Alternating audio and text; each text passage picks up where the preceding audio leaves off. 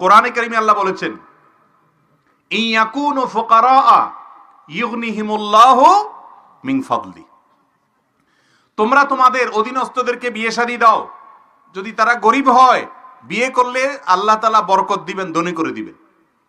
ওমর রাদিয়াল্লাহু তাআলা আনহু বলেছেন, আজাবান লিমান তালাবাল গিনা মিন গায়রি নিকাহ, ওই ব্যক্তিরে দেখে আমার খুব আশ্চর্য হয় যে ধনী হইতে চায় অথচ বিয়ে করে না। তার মানে বিয়ে করলে কি হবে?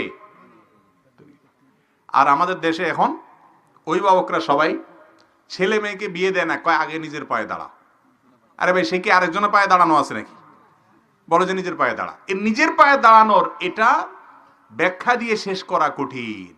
কারোর মতে মাসে 1 লাখ টাকা কামাইলে তারপরে নিজের পায়ে দাঁড়ানো হলো, কারোর মতে সরকারি একটা চাকরি পাইলে তারপরে নিজের পায়ে দাঁড়ানো হলো।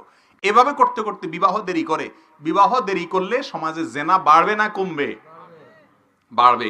ভালো করে শুনে রাখেন মুরব্বীরা, নিজের ছেলেকে মেয়েকে সময় মতো বিয়ে দিতে যদি গড়িমসি করেন, তথাকথিত পায়ে দাঁড়ানোর অপেক্ষা করে, মনে রাখবেন ছেলে মেয়ে যদি দেরিতে বিয়ে দেওয়ার কারণে আকাম কুকাম করে গুনাহে লিপ্ত হয়, আপনারা দায়ী থাকবেন মুরব্বীরা, অভিভাবকরা।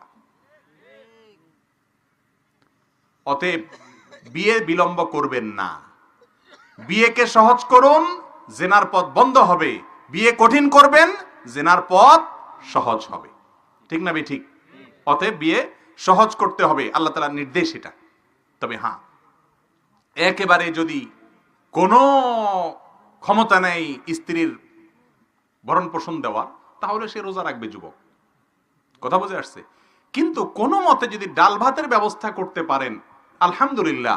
অনেক মেয়ে আছে যারা কোন রকম বেঁচে থাকার উপায় পেলে তারা খুশি, আলহামদুলিল্লাহ। খুঁজে সেরকম দিনদার মেয়ে বের করবেন এবং অল্প উপার্জনে আল্লাহ তাআলা বারাকা দিবেন ইনশাআল্লাহ। এই জন্য বিয়ে দেরি করা উচিত না।